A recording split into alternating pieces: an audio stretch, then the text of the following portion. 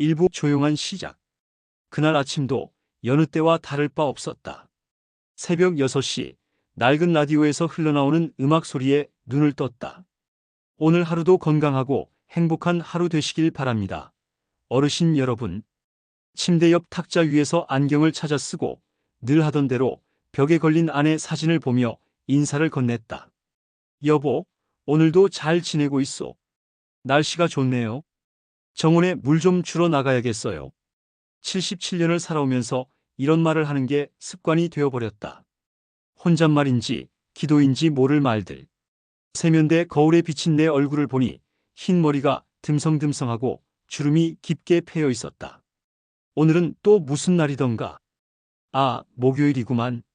아침을 간단히 먹고 베란다로 나가 아내가 살아생전 가꾸던 화분들에게 물을 주며 중얼거렸다. 이놈의 토마토는 왜 이렇게 안 크나? 작년엔 그렇게 잘 컸는데. 아내가 있었을 땐 모든 게 잘 자랐는데. 오전 10시쯤 우편함을 확인하기 위해 나갔다. 아픈 무릎을 손으로 누르며 우편함을 여니 전단지 몇 장과 고지서가 보였다. 전기세 또 올랐네. 요즘 세상은 물가가 너무 비싸. 그런데 그중에 눈에 띄는 노란색 전단지가 보였다. 노인 금융 혜택 안내라고 크게 적혀 있었다. 혜택? 이런 건 또 처음 보는구만. 나는 전단지를 주머니에 넣고 천천히 집으로 돌아왔다. 점심을 먹고 잠깐 낮잠을 잤다. 오후 3시쯤 통장 정리를 하러 동네 은행에 갔다. 은행은 한산했다. 창구에 앉아 기다리는데 옆에서 누군가 말을 걸어왔다. 어르신, 혹시 기다리시는 거예요? 제가 도와드릴까요? 고개를 들어보니 30대쯤 되어 보이는 깔끔한 정장 차림의 남자였다. 명찰도 차고 있었다. 아, 통장 정리 좀 하려고요. 요즘 인터넷으로 다 한다는데 나는 잘 몰라서. 아, 그러시군요. 요즘 어르신들 혼자 오셔서 고생 많으시던데. 제가 간단하게 설명해 드릴게요. 통장 보여주시겠어요? 나는 가방에서 통장을 꺼냈다. 남자는 통장을 훑어보며 고개를 끄덕였다. 아, 이 계좌 오래 쓰셨네요. 그런데 어르신, 요즘 노인분들을 위한 특별금리 상품이 있다는 거 아세요? 은행에서 적극 홍보 안 해서 모르시는 분들 많은데. 특별금리요? 아까 우편함에서 전단지를 봤는데 그게 그건가? 맞아요, 맞아요. 근데 이건 창구에서 상담받으시면 복잡해요. 전화로 간단하게 상담받으실 수 있어요. 제가 명함 하나 드릴게요. 남자가 건넨 명함을 받아들었다. 금융상담센터. 전화번호가 적혀 있었다. 고맙습니다. 나 같은 노인네한테 이렇게 친절하게 해주시니. 당연하죠. 어르신들께서 평생 고생하셨는데 이런 거라도 도와드려야죠. 편하실 때 전화 한번 해보세요. 상담 무료예요. 그때는 정말 고마웠다. 나는 명함을 소중히 지갑에 넣었다. 통장 정리를 마치고 은행을 나왔다. 집으로 돌아오는 길 석양이 지고 있었다. 슈퍼마켓에 들러 우유 한 팩과 식빵을 샀다. 만호 선생님, 오늘은 일찍 오셨네요. 응, 은행 좀 다녀왔어. 요즘 세상은 참 빠르게 변해. 나 같은 늙은이는 따라가기 힘들어. 그래도 선생님은 정정하시잖아요. 우리 아버지는 작년에 돌아가셨는데. 그래, 나도 이제 혼자야. 딸애가 있긴 한데 바쁘다고 자주 못 오더라고. 그래도 따님 있으시니 좋으시겠어요. 건강하게 오래오래 사세요. 고맙네. 자네도 건강해. 집에 돌아와 저녁을 간단히 먹고 텔레비전을 켰다. 뉴스가 나왔다. 보이스피싱 피해가 늘고 있다는 내용이었다. 요즘 사람들 참 나쁘네. 노인들 돈을 그렇게 뺐다니. 그때는 그게 남의 일인 줄만 알았다. 8시쯤 전화벨이 울렸다. 낯선 번호였다. 여보세요? 안녕하세요, 고객님. 금융지원센터입니다. 오늘 저희 은행 방문하셨죠? 아, 네. 그런데 어떻게 제 번호를? 오늘 상담 신청해 주셔서 연락드렸습니다. 지금 통화 가능하신가요? 3분만 시간 내주시면 돼요. 나는 잠시 망설였다. 하지만 오늘 은행에서 만난 친절한 남자가 떠올랐다. 아, 네. 괜찮아요. 감사합니다. 고객님 성함이 어떻게 되세요? 박만호입니다. 네, 박만호 고객님. 현재 거주지 주소가 어떻게 되시나요? 본인 확인 절차입니다. 나는 주소를 말해줬다. 여자는 친절하게 받아 적는 소리를 냈다. 감사합니다. 그럼 고객님 생년월일 여쭤봐도 될까요? 53년 3월 20일입니다. 네, 확인했습니다. 고객님, 지금 노인분들만 받으실 수 있는 특별 금리 상품이 있어요. 곧 마감되는데 혹시 관심 있으신가요? 그 말에 귀가 솔깃했다. 요즘 딸 생일이 다가오고 있었다. 뭔가 선물을 해주고 싶었는데 돈이 넉넉하지 않았다. 금리가 얼마나 되는데요? 일반 적금보다 2배 높습니다. 지금 가입하시면 1년 후에 목돈 되실 거예요. 근데 이거 서류 작업이 좀 필요해요. 내일 다시 전화드려도 될까요? 네, 그러세요. 감사합니다, 고객님. 편안한 밤 되세요. 전화가 끊겼다. 나는 명함을 다시 꺼내봤다. 금융지원센터. 명함을 탁자 위에 올려놓고 침대로 향했다. 내일 딸한테 전화해야지. 생일 축하한다고. 누워서 천장을 바라봤다. 아내가 살아있었다면 뭐라고 했을까? 눈을 감았다. 밤은 깊어갔다. 창밖으로 도시의 불빛들이 깜빡였다. 멀리서 사이렌 소리가 들렸다. 나는 잠들지 못하고 뒤척였다. 딸애한테 도움이 될 수 있으면 좋겠는데. 다시 한번 아내의 사진을 바라봤다. 사진 속 아내는 미소 짓고 있었다.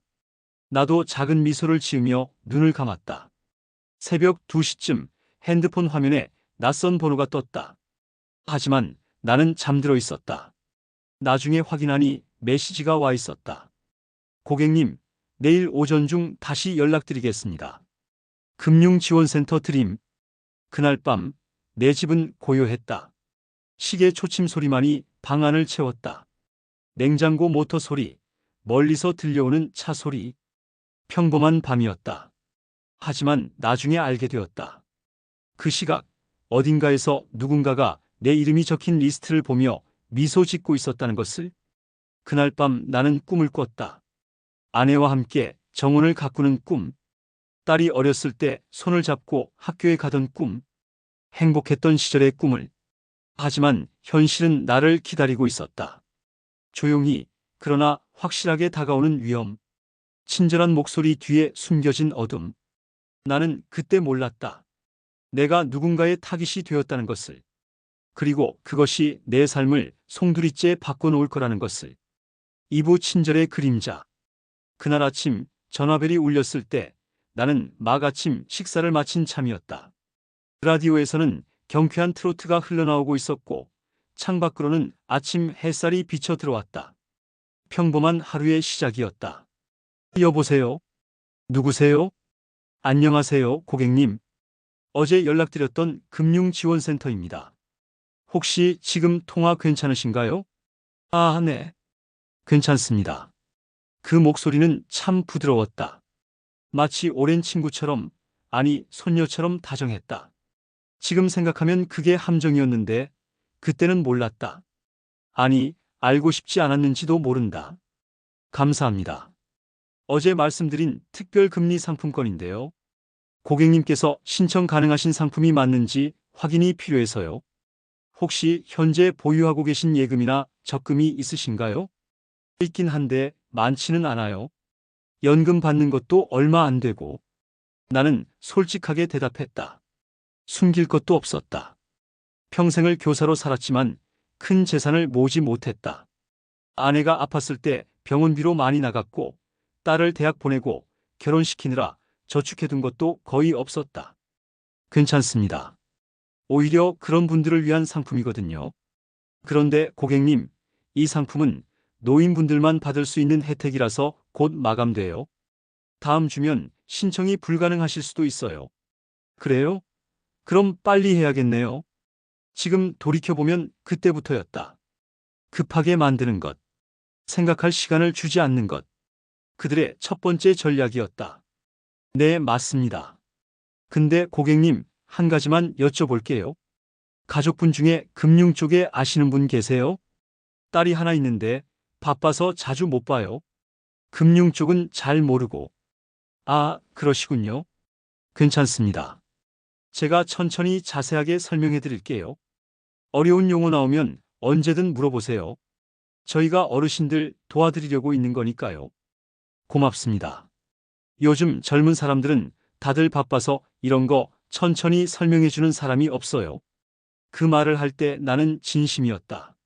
정말 고마웠다. 누군가 나를 배려해주고 내 속도에 맞춰주고 친절하게 대해준다는 것이 혼자 사는 노인에게 그런 관심은 큰 위로가 된다. 그들은 그걸 알고 있었다. 저희가 있잖아요. 걱정 마세요. 그럼 지금부터 절차 설명드릴게요. 먼저 본인 확인이 필요한데요. 신분증 앞뒤 사진 찍어서 보내주실 수 있으세요? 나는 잠시 망설였다. 뭔가 이상하다는 생각이 스쳤다. 하지만 그 생각은 곧 사라졌다. 신분증요? 그걸 왜 보내야 하나요? 금융상품은 본인 확인이 필수예요. 요즘 사기꾼들이 많아서 오히려 고객님을 보호하기 위한 절차거든요. 걱정 마세요. 저희는 정식 등록된 금융기관이에요. 아, 그렇군요. 그럼 어떻게 보내요? 참 아이러니했다. 사기꾼을 막기 위한 절차라고 하면서 정작 그들이 사기꾼이었다는 것. 하지만 그때 나는 알 수 없었다. 핸드폰으로 사진 찍어서 문자로 보내주시면 돼요. 제가 번호 알려드릴게요. 나는 종이에 번호를 받아 적었다. 전화를 끊고 서랍에서 신분증을 꺼냈다. 핸드폰 카메라를 켜는데 손가락이 제대로 움직이지 않았다. 요즘 스마트폰은 너무 복잡했다. 몇 번을 시도한 끝에 겨우 사진을 찍었다. 이게 맞나 모르겠네. 혼잣말을 하면서 문자를 보냈다. 떨리는 손으로 전송 버튼을 눌렀다. 그렇게 내 신분증 사본이 그들에게 넘어갔다. 5분쯤 지났을까?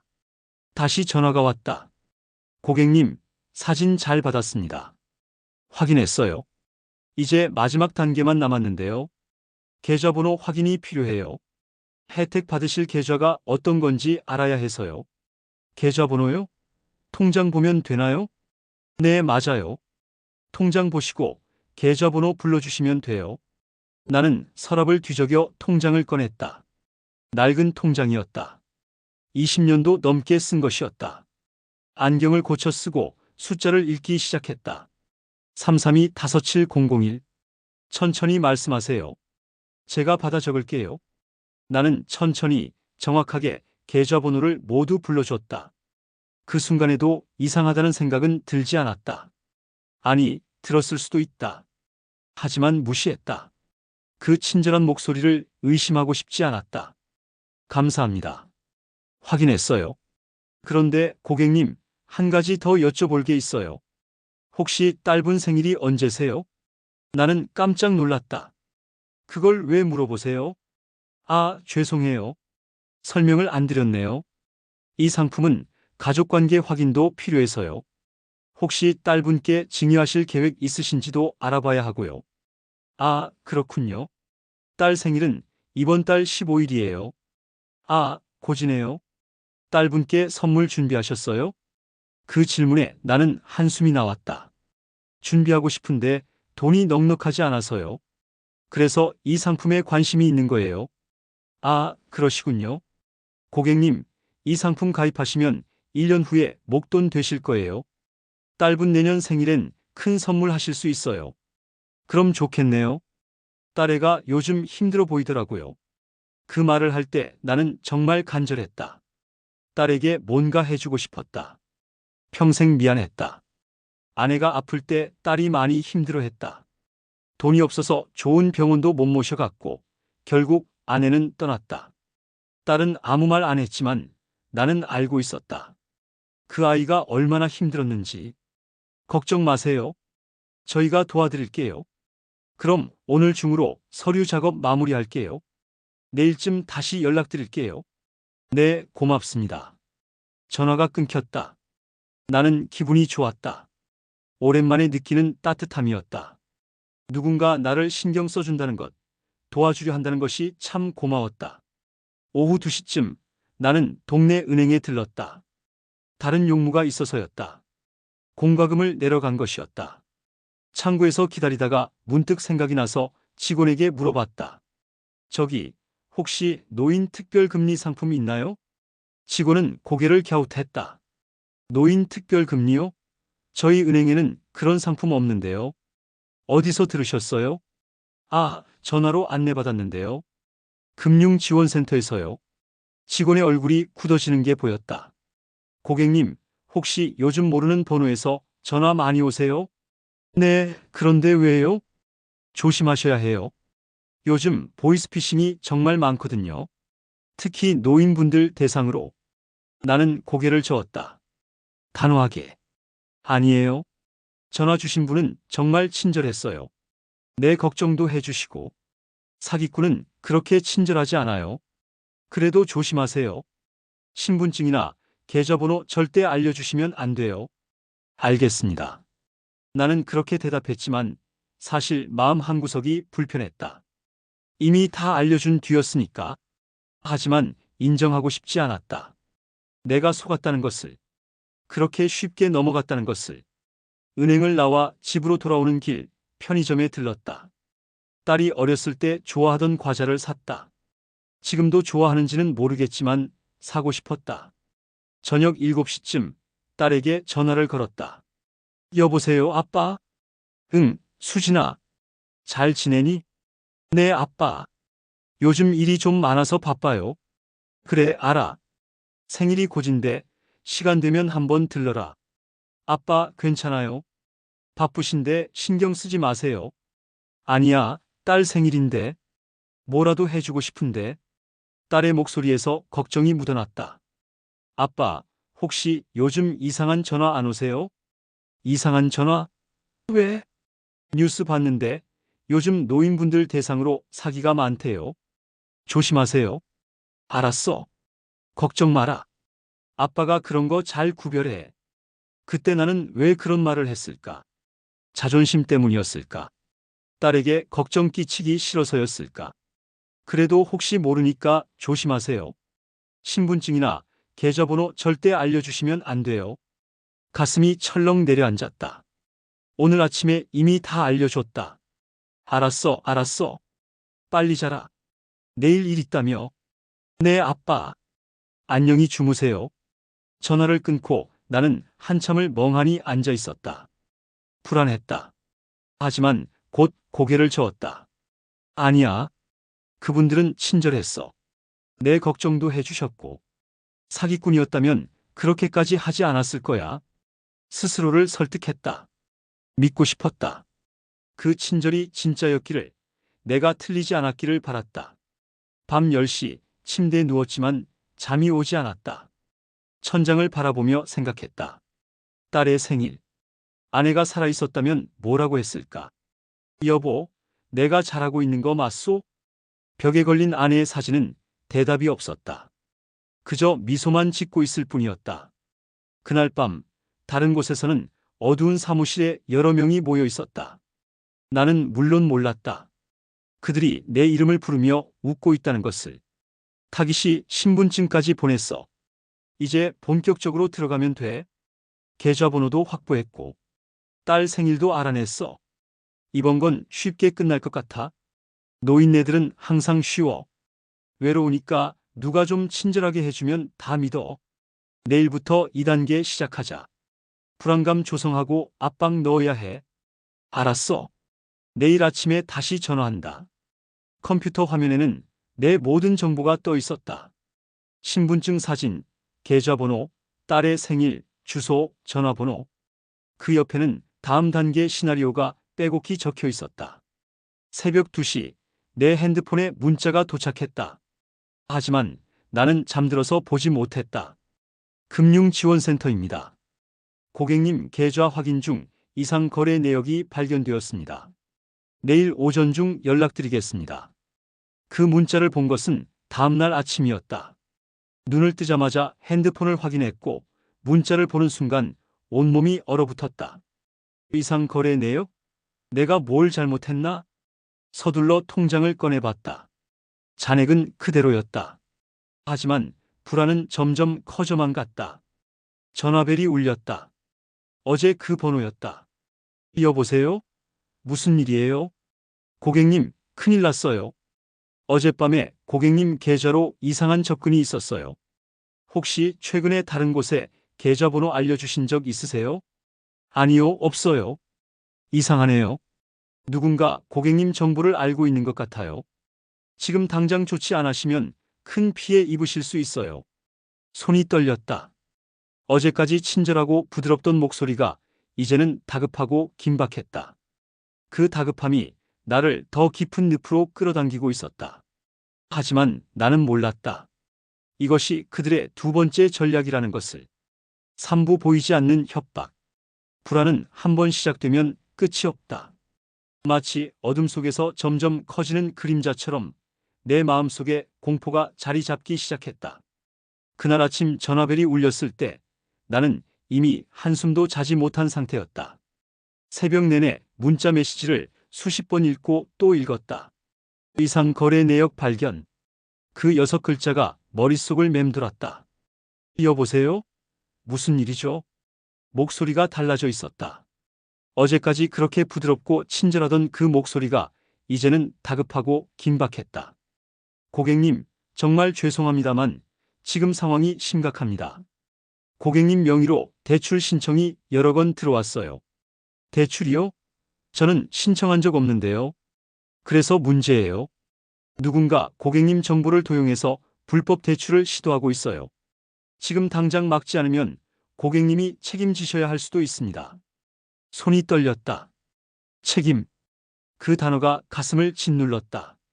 책임이요? 내가 한 것도 아닌데 왜 내가? 명의가 고객님 거니까요.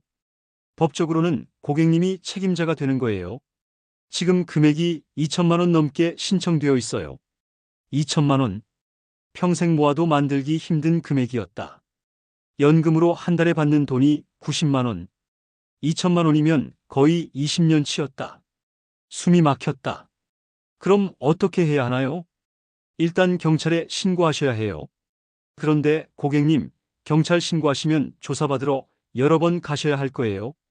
시간도 오래 걸리고요. 경찰서. 그 말을 듣는 순간 오래된 기억이 떠올랐다. 40년 전 내가 담임을 맡았던 반의 학생 하나가 다른 아이의 돈을 훔쳤다. 그 아이는 집이 너무 가난했다.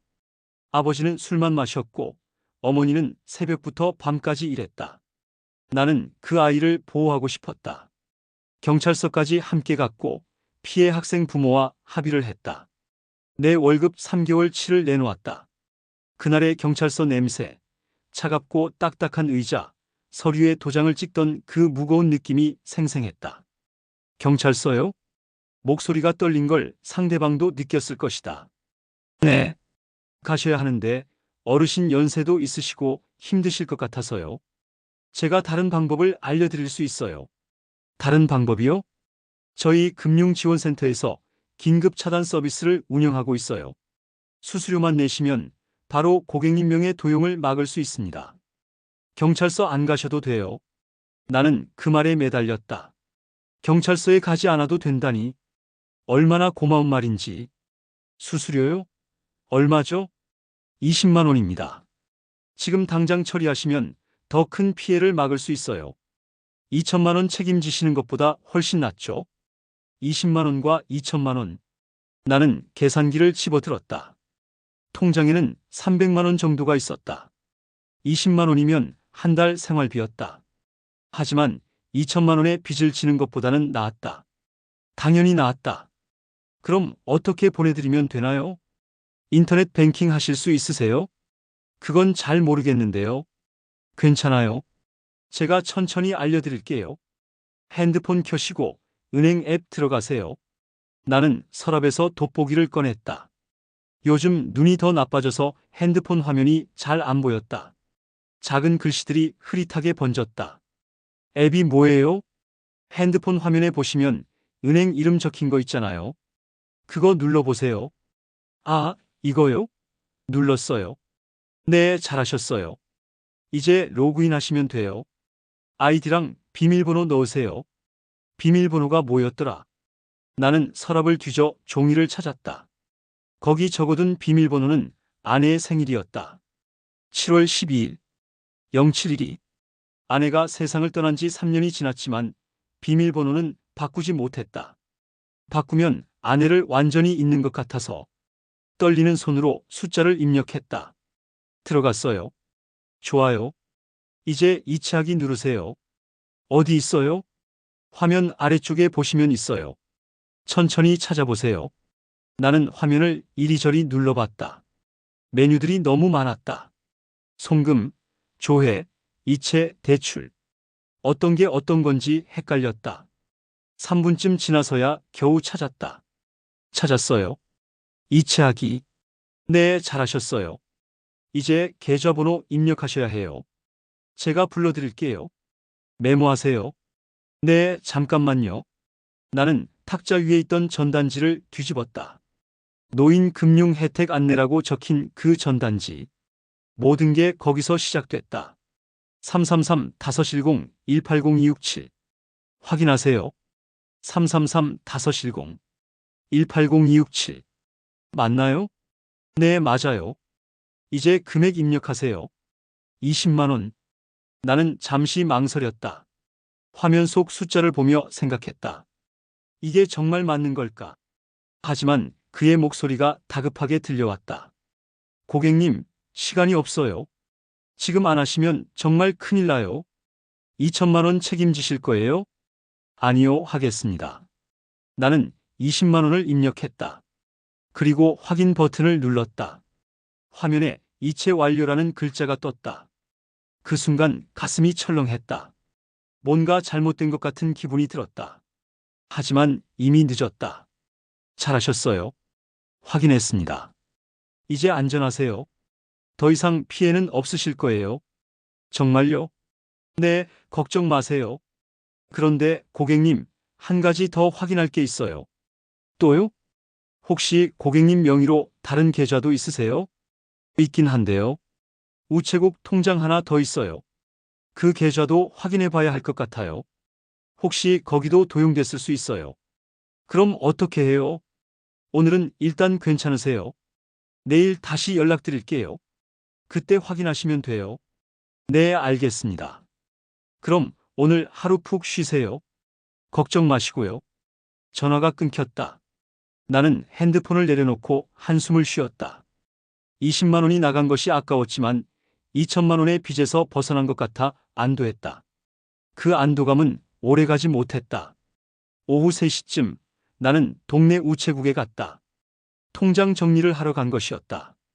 어르신, 정리하시려고요? 네. 그런데 혹시 제 계좌에 이상한 거래 있었나요? 직원이 컴퓨터를 두드렸다. 잠시 후 고개를 저었다. 없는데요? 깨끗해요. 왜요? 아니에요.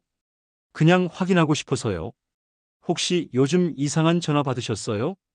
나는 깜짝 놀랐다. 어떻게 아셨어요? 요즘 정말 많거든요. 어르신들 속이는 전화. 조심하셔야 해요. 절대 돈 보내시면 안 돼요.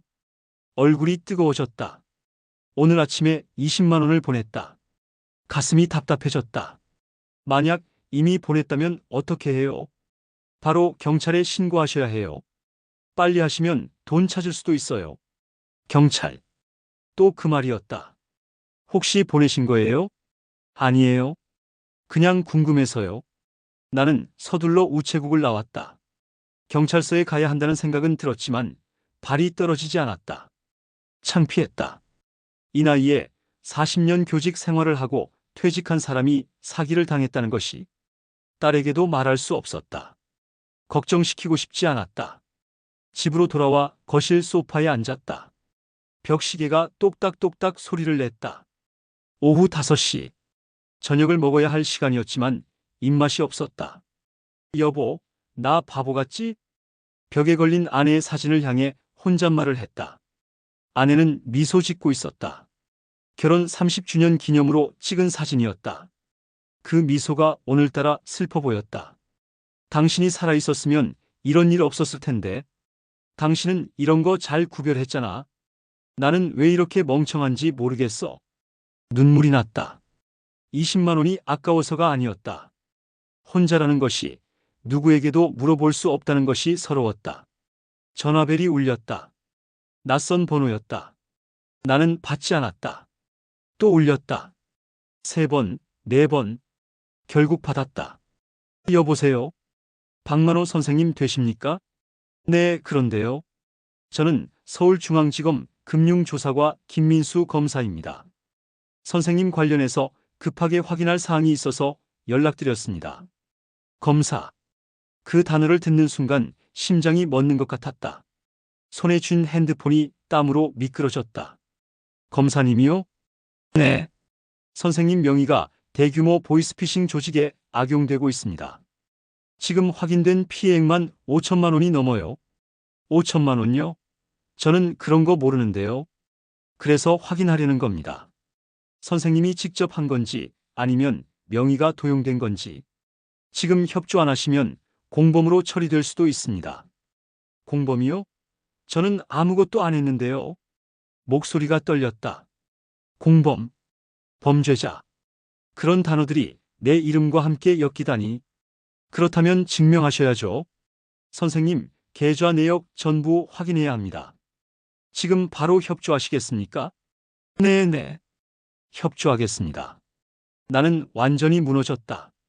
검사라는 말 앞에서 아무 생각도 할 수 없었다. 그저 시키는 대로 해야 한다는 생각뿐이었다. 일단 선생님이 가지고 계신 모든 통장 확인이 필요합니다. 몇 개 있으세요? 2개요. 은행하고 우체국? 잔액이 얼마씩 있죠? 은행 통장에 280만 원, 우체국에 100만 원 정도요. 알겠습니다. 그 돈들도 확인 대상입니다. 혹시 다른 자산은 없으세요? 이 집이 제 거예요. 전세로 주고 있고요. 전세 보증금은 얼마죠? 5천만 원이요. 전화 너머로 잠깐 침묵이 흘렀다. 나는 알지 못했다. 그 순간 조직이 새로운 목표를 설정했다는 것을. 선생님, 지금 상황이 생각보다 심각합니다. 내일 오전 10시까지 서울로 올라오셔야 할 것 같습니다.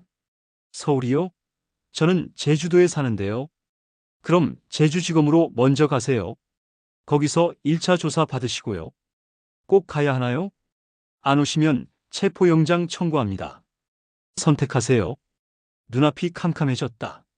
체포영장. 그 단어가 머릿속을 꽉 채웠다. 감옥, 수갑, 창살. 40년 교직 생활을 하며 한 번도 법을 어긴 적 없는 사람이 이제 범죄자가 되는 것인가? 가겠습니다. 가겠어요.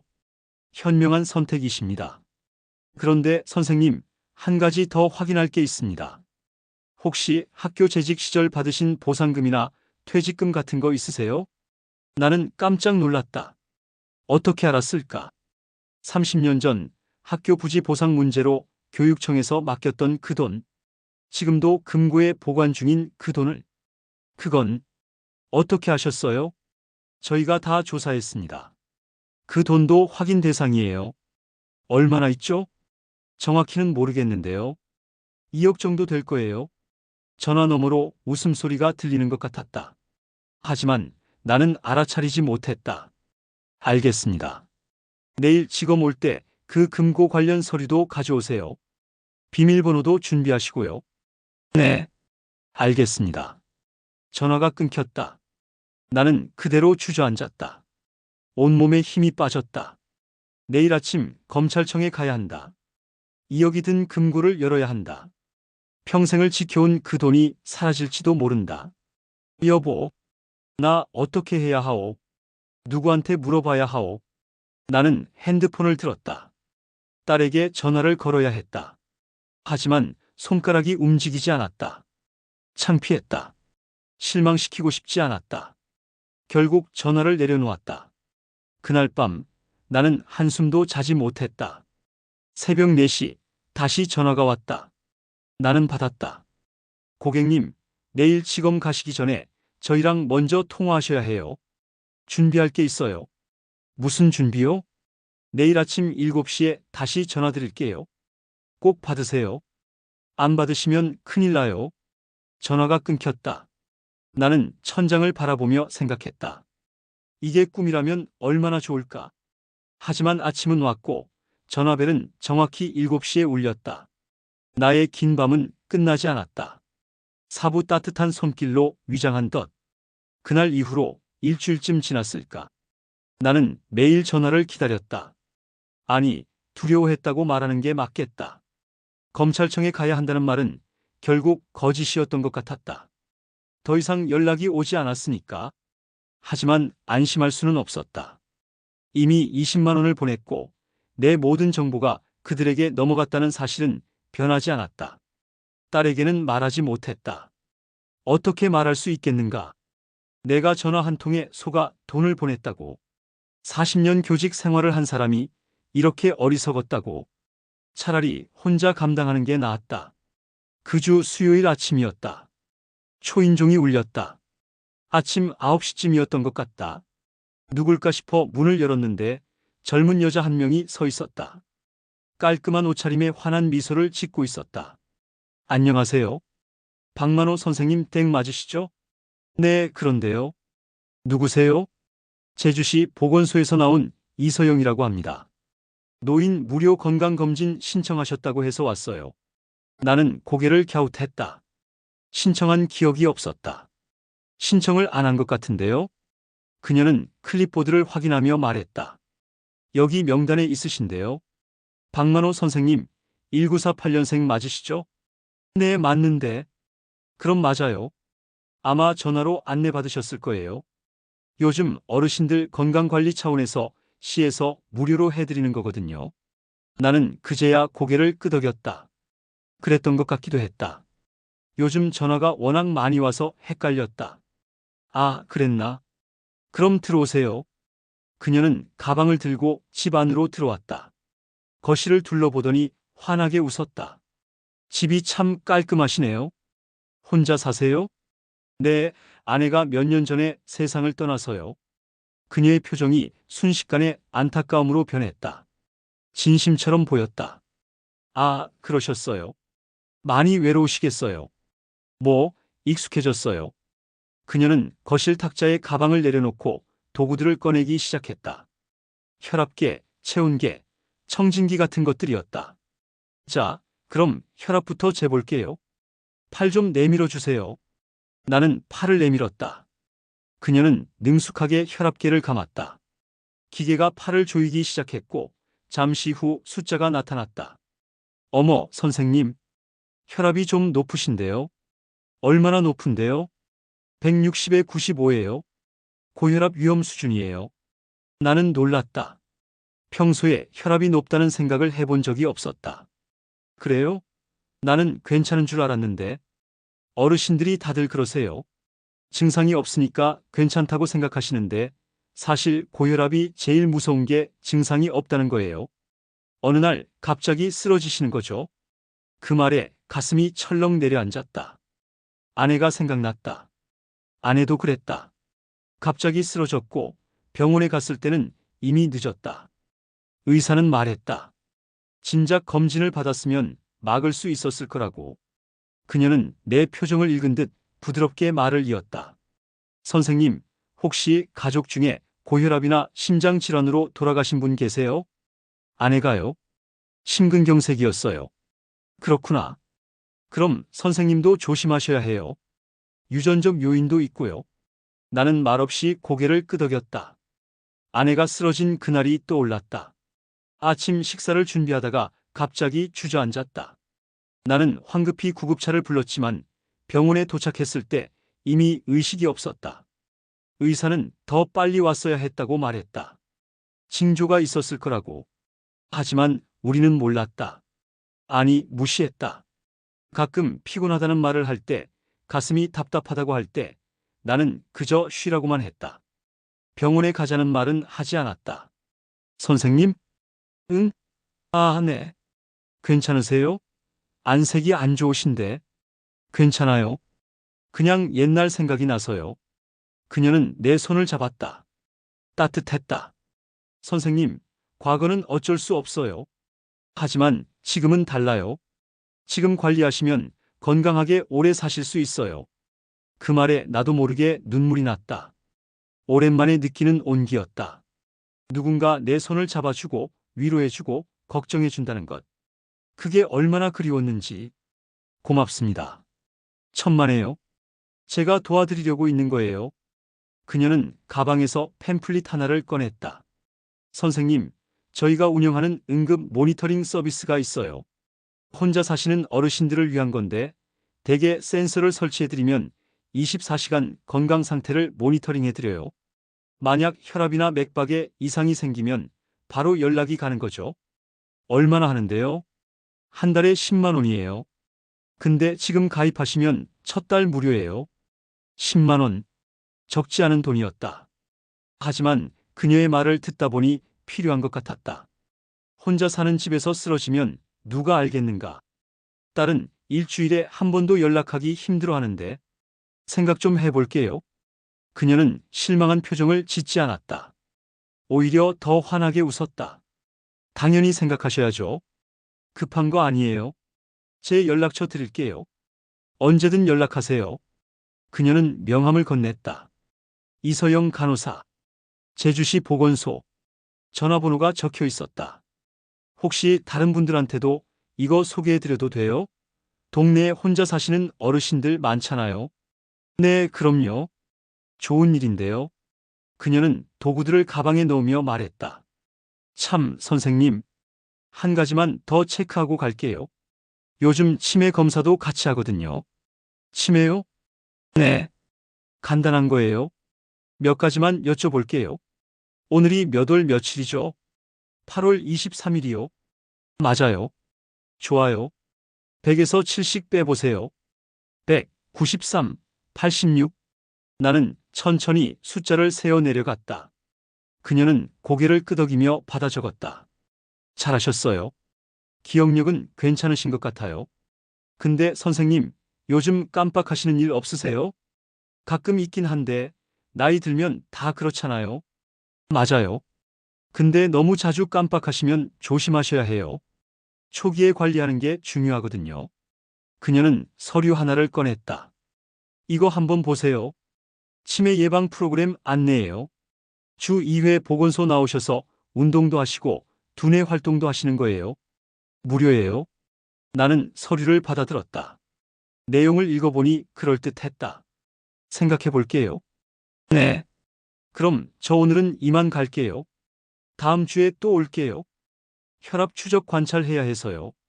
또 와요? 네. 한 달에 2번씩 와야 해요. 건강검진이 그래요. 나는 고개를 끄덕였다. 나쁘지 않았다. 한 달에 2번 누군가 찾아와 준다는 것. 그것만으로도 외롭지 않을 것 같았다. 고맙습니다. 조심해서 가세요. 선생님도 건강 챙기시고요. 연락 주시면 언제든 달려올게요. 그녀가 나간 후 나는 거실 소파에 앉아 명함을 들여다봤다. 이서영 간호사. 참 친절한 사람이었다. 오랜만에 따뜻한 사람을 만난 것 같았다. 저녁 때쯤 딸에게 전화가 왔다. 아빠, 뭐 하세요? 응, 별일 없어. 너는? 저도요. 그나저나 아빠 생신 다음 주잖아요. 제가 갈게요. 아니야, 바쁜데 괜찮아. 안 와도 돼. 아빠, 1년에 한 번인데 그래도 가야죠. 뭐 드시고 싶은 거 있으세요? 없어. 내가 오는 것만으로도 충분해. 딸과 통화를 마치고 나서 문득 생각났다. 생일. 77번째 생일이었다. 아내가 살아있었으면 미역국을 끓여줬을 텐데 지금은 혼자 편의점 도시락을 먹어야 한다. 다음 날 아침 다시 전화가 왔다. 이서영이었다. 선생님, 저예요. 어제 검사 결과 확인했는데요. 혈압이 정말 위험 수준이에요. 빨리 병원 가셔야 할 것 같아요. 그렇게 심각해요? 네. 솔직히 말씀드리면 지금 당장 쓰러지셔도 이상하지 않은 수준이에요. 가슴이 철렁했다. 쓰러진다. 아내처럼? 혼자 집에서? 그럼 어떻게 해야 해요? 일단 병원 예약 제가 도와드릴게요. 그리고 그 모니터링 서비스 가입하시는 게 좋을 것 같아요. 혼자 계실 때 위험하니까요. 나는 망설였다. 한 달에 10만 원.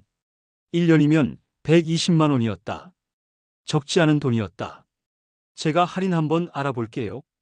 선생님, 혼자 사시는 거 알고 있으니까요. 정말요? 고맙습니다. 당연하죠. 제가 도와드리려고 있는 거예요. 잠깐만 기다려 주세요. 전화가 잠깐 끊겼다가 다시 연결됐다. 선생님, 상사랑 얘기했는데요. 특별히 한 달에 5만 원으로 해드린대요. 선생님 상황 말씀드렸더니 도와드리고 싶다고 하시네요. 5만 원이요? 그 정도면 할만하겠네요. 그럼 오늘 오후에 제가 댁으로 갈게요. 계약서 가져갈게요. 네, 알겠습니다. 전화를 끊고 나는 한숨을 쉬었다. 5만 원. 적지 않지만 건강을 위한 거니까. 아내처럼 되고 싶지 않으니까. 오후 2시쯤 이서영이 다시 왔다.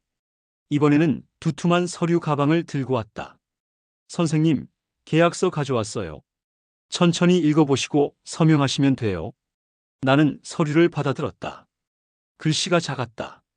안경을 끼고 읽어봤지만 내용이 복잡했다. 법률 용어들이 가득했다. 이거 다 읽어야 해요? 원칙적으로는 그래야 하는데 어렵죠? 제가 간단하게 설명해 드릴게요. 그녀는 서류를 가리키며 설명했다. 서비스 내용, 가격 해지 조건. 들어보니 별 문제 없는 것 같았다. 여기랑 여기 서명하시면 돼요. 나는 펜을 들었다. 서명하려는 순간 문득 생각났다. 딸이 했던 말. 아무 서류에나 서명하지 말라고. 잠깐만요. 이거 딸한테 한번 보여주고 해도 될까요? 이서영의 표정이 순간 굳는 것 같았다. 하지만 금방 웃음을 되찾았다. 당연히 보여주셔야죠. 근데 선생님, 딸분이 언제 오세요? 다음 주에 온대요. 다음 주요? 그때까지 기다리시면 늦을 것 같은데요. 제가 어제 말씀드렸잖아요. 혈압 상태가 위험하다고요. 그렇긴 한데, 그리고 이 할인도 오늘까지예요.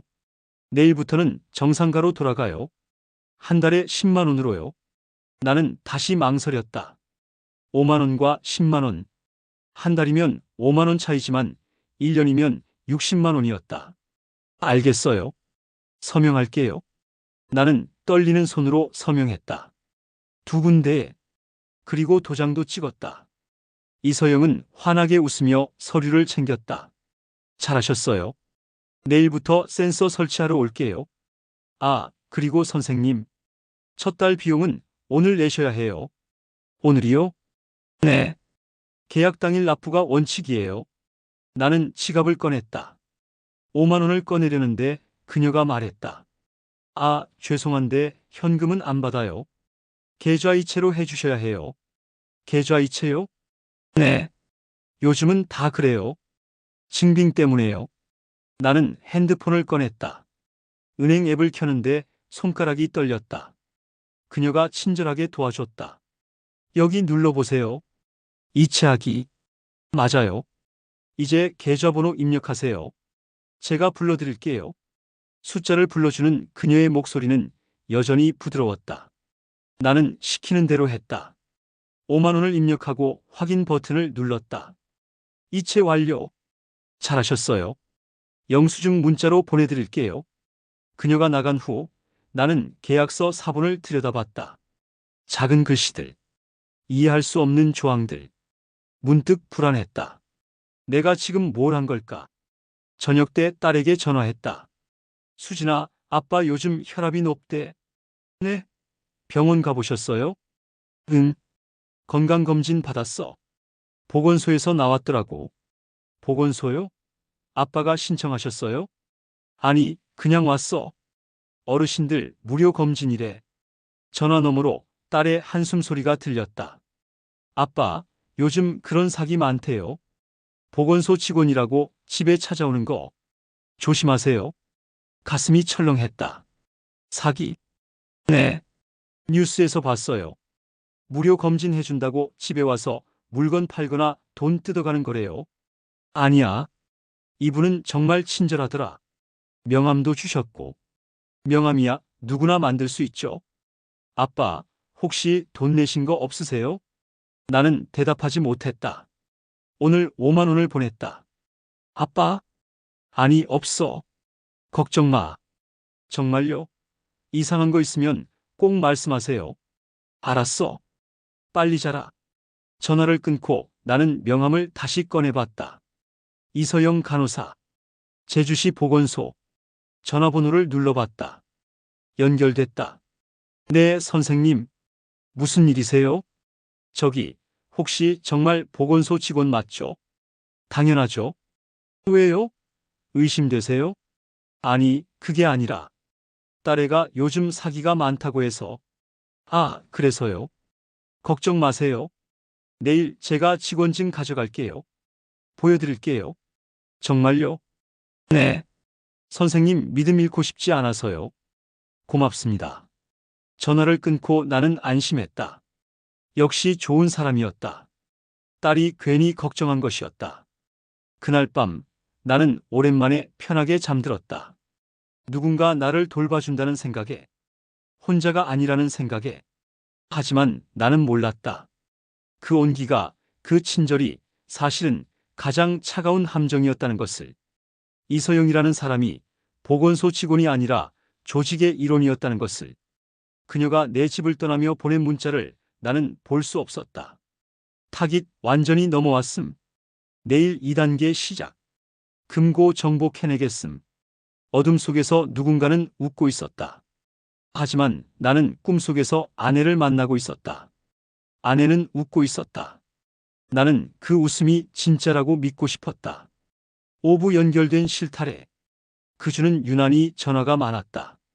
매일 아침, 점심, 저녁마다 핸드폰이 울렸다. 처음에는 이상하다고 생각했다. 하지만 모두 다른 곳에서 온 전화였다. 한국전력, 국민건강보험공단, 행정안전부. 모두 공공기관이었다. 월요일 아침 첫 전화는 한국전력에서 왔다. 박만호 고객님이십니까? 네, 그런데요.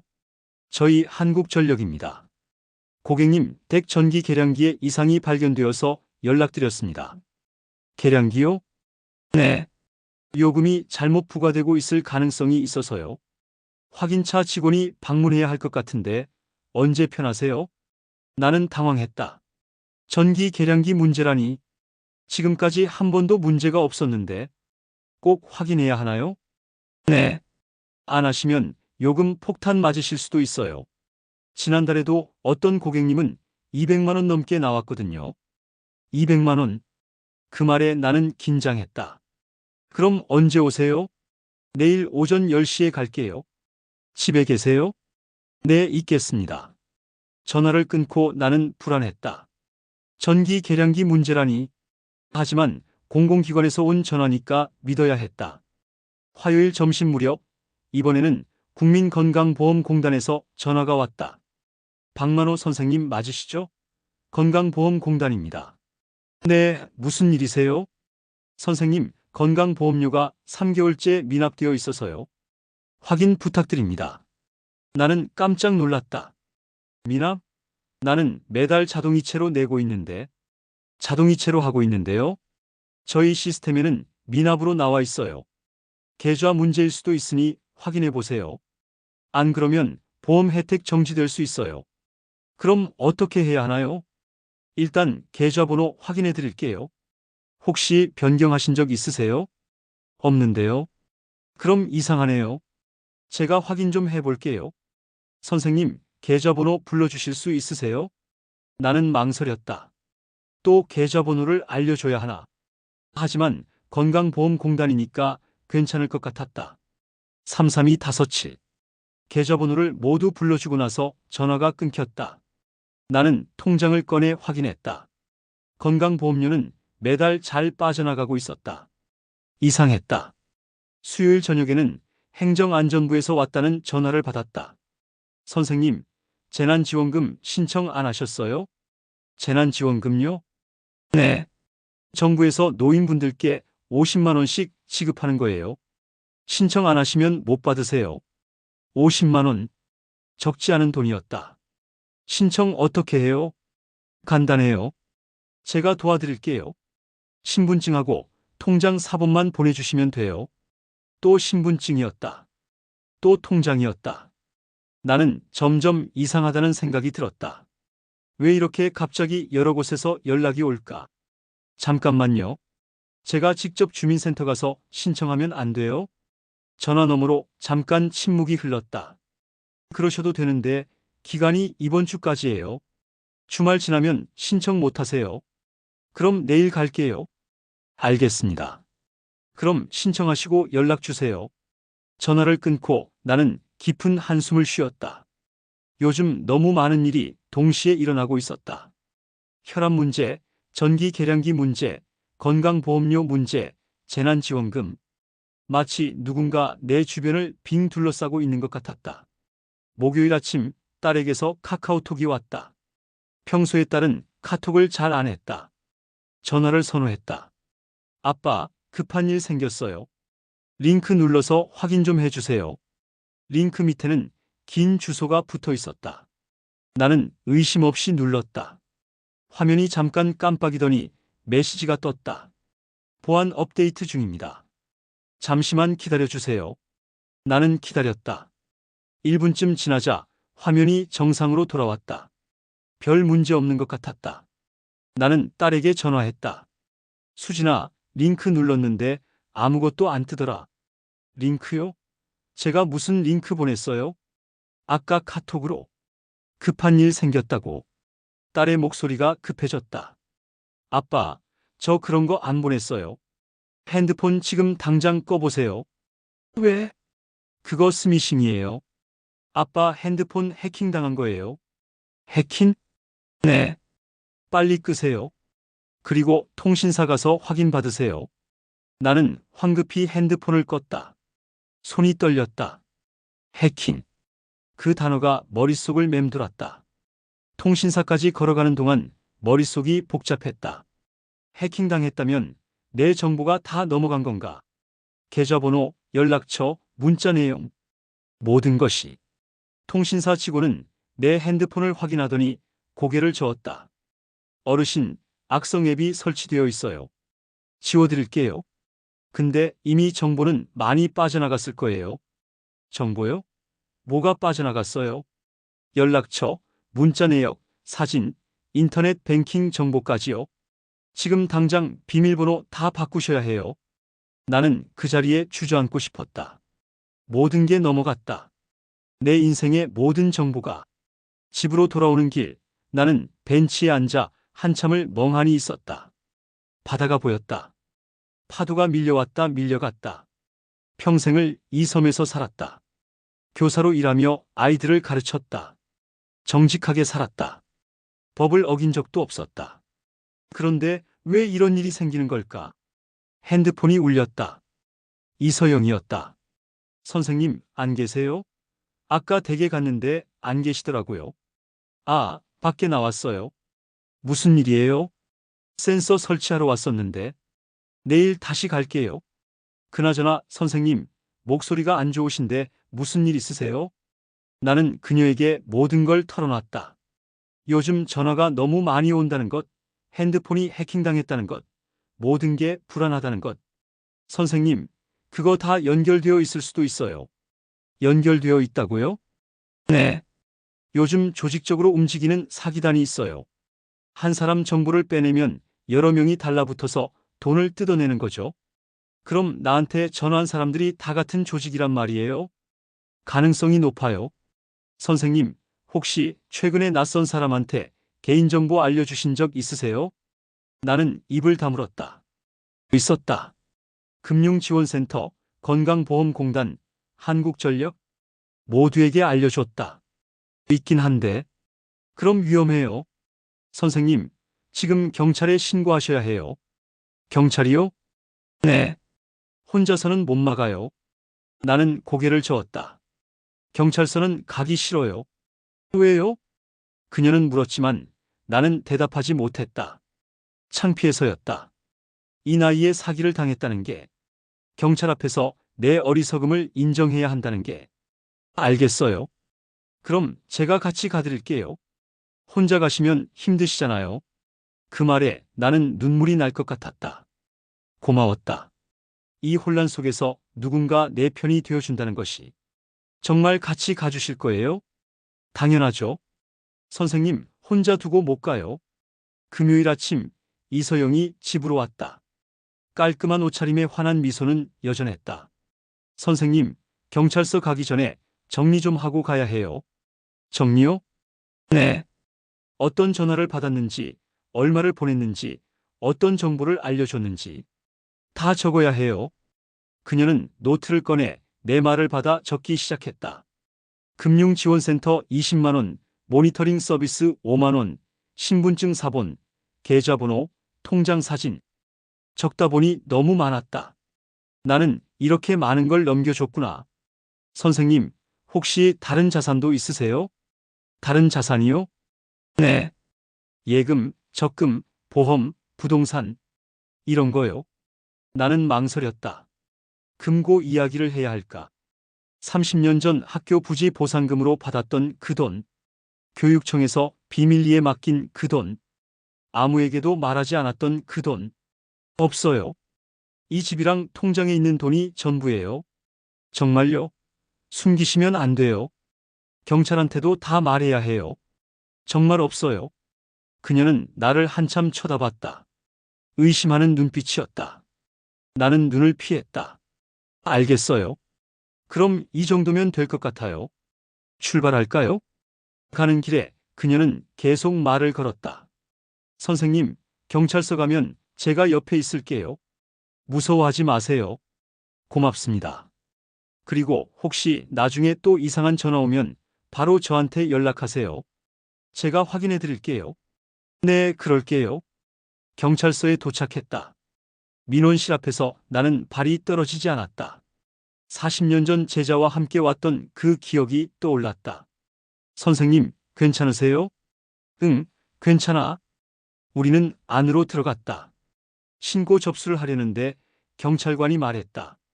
보이스피싱 피해 신고시죠? 피해 금액이 얼마예요? 25만 원이요. 경찰관은 고개를 끄덕였다. 금액이 적어서 수사하기 어려울 수도 있어요.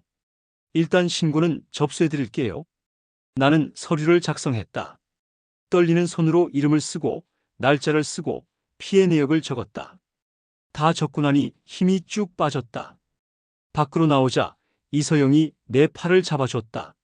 수고하셨어요. 이제 좀 안심되시죠? 글쎄요. 돈을 돌려받을 수 있을까요? 금액이 적어서 어려울 수도 있어요. 근데 중요한 건 더 이상 당하지 않는 거예요. 나는 고개를 끄덕였다. 그녀 말이 맞았다. 집까지 데려다 드릴게요. 아니에요. 괜찮아요. 혼자 갈 수 있어요. 그녀는 택시를 잡아줬다. 타기 전에 그녀가 내 손을 잡았다. 선생님, 힘내세요. 저 있잖아요. 나는 그제야 웃을 수 있었다. 고마운 사람이었다. 집으로 돌아와 소파에 앉았다. 피곤했다. 모든 게 피곤했다. 벽에 걸린 아내 사진을 봤다. 여보, 이제 괜찮을까요? 이제 끝난 걸까요? 하지만 끝이 아니었다. 시작일 뿐이었다. 핸드폰이 울렸다. 모르는 번호였다. 나는 받지 않았다. 또 울렸다. 3번, 4번. 문자가 왔다. 선생님, 저 이서영이에요. 급하게 확인할 게 있어요. 전화 좀 받아주세요. 나는 전화를 받았다. 네, 무슨 일이에요? 선생님, 큰일 났어요. 아까 경찰서에서 확인했는데요. 선생님 명의로 대출이 또 신청되었대요. 이번엔 금액이 커요. 얼마나요? 5천만 원이요. 나는 숨이 막혔다. 5천만 원. 평생 모아도 만들 수 없는 돈. 어떻게 이런 일이? 아까 경찰한테 물어봤는데요. 선생님이 숨기신 자산 때문일 수도 있대요. 숨긴 자산이요? 네. 혹시 정말로 다른 돈 없으세요? 지금 말씀 안 하시면 나중에 더 큰일 나요. 나는 입술을 깨물었다. 금고. 그 2억을 말해야 할까? 하지만 그러면 모든 게 들통날 것 같았다. 없어요. 정말 없어요. 그녀의 목소리가 차갑게 변했다. 선생님, 저 지금 선생님 도와주려는 거예요. 근데 계속 숨기시면 저도 어떻게 할 수가 없어요. 나는 전화를 끊었다. 손이 떨렸다. 뭔가 이상했다. 그녀의 목소리가, 태도가 아까까지 따뜻하던 사람이 갑자기 차갑게 변했다. 그때 깨달았다. 늦었지만 깨달았다. 모든 전화가, 모든 사람이 연결되어 있었다는 것을. 금융지원센터도, 건강보험공단도, 한국전력도, 이서영도 모두 같은 조직이었다는 것을. 그들은 처음부터 내 모든 것을 노리고 있었다는 것을. 나는 그 자리에 주저앉았다. 어둠이 몰려왔다. 나는 완전히 포위당했다. 육부 숨겨진 금고. 주저앉은 채로 얼마나 있었을까? 해가 기울고 있었다. 창밖으로 석양이 보였다. 붉은 하늘. 아내가 좋아하던 풍경이었다. 아내는 늘 말했다. 석양이 가장 아름답다고. 하루의 끝이지만 가장 빛난다고. 여보, 나 이제 어떻게 해야 하오? 대답은 없었다. 벽에 걸린 사진 속 아내는 그저 미소 짓고 있을 뿐이었다. 핸드폰이 또 울렸다. 이번에는 낯선 번호였다. 나는 받지 않았다. 곧 문자가 왔다. 박만호 선생님, 금융감독원입니다. 긴급히 연락드릴 일이 있습니다. 회신 부탁드립니다.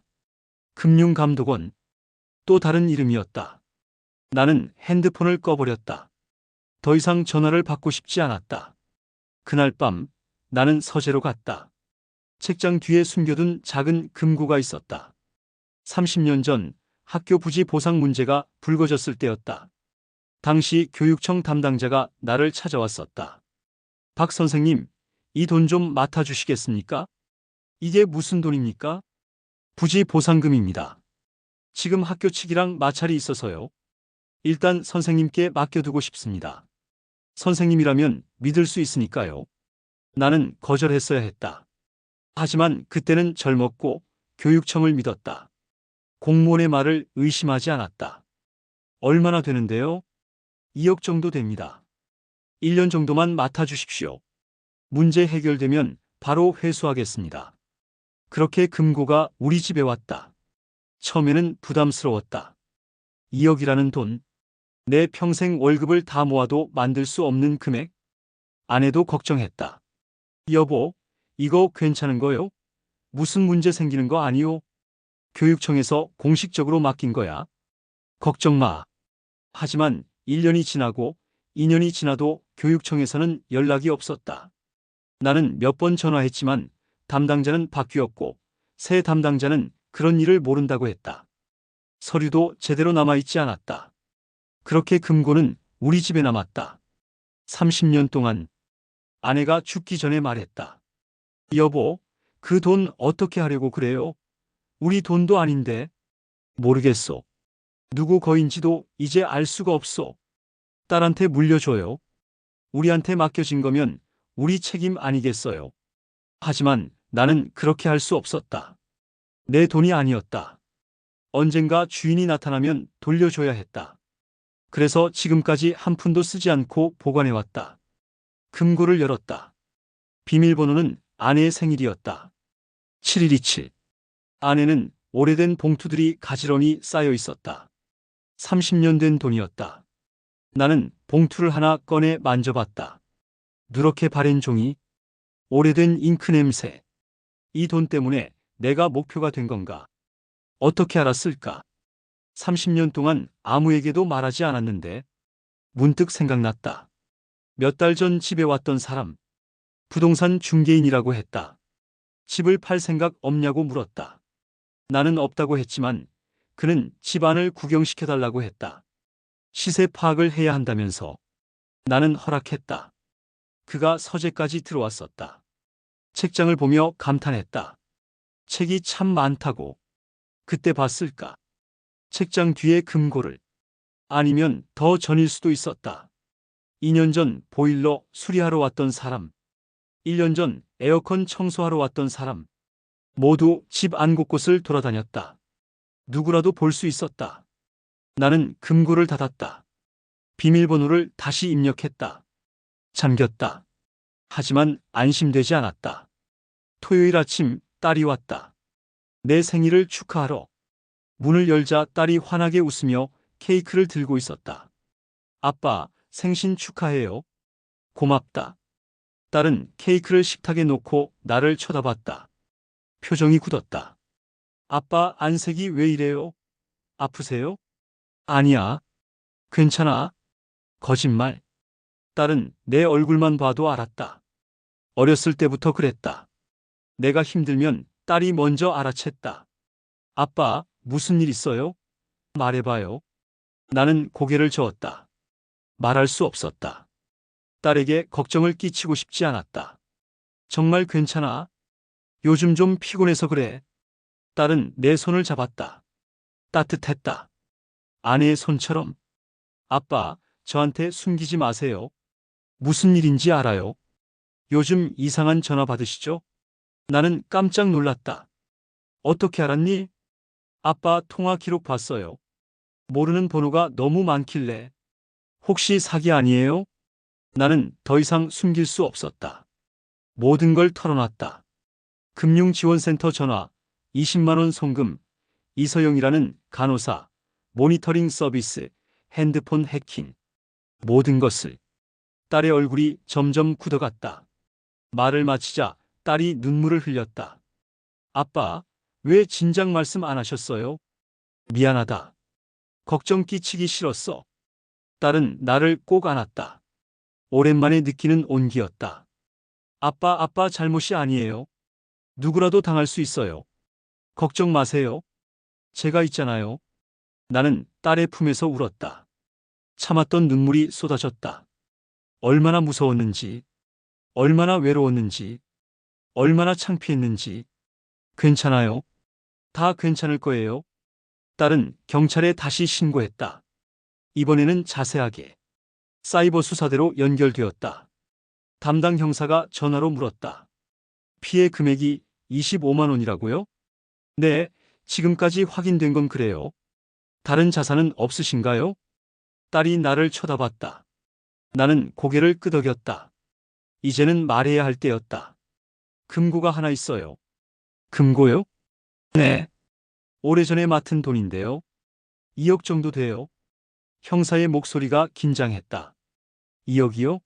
그럼 상황이 심각합니다. 지금 당장 금고를 안전한 곳으로 옮기셔야 해요. 어디로요? 은행 대여 금고가 가장 안전해요. 오늘 당장 하세요. 딸과 나는 금고를 꺼냈다. 무거웠다.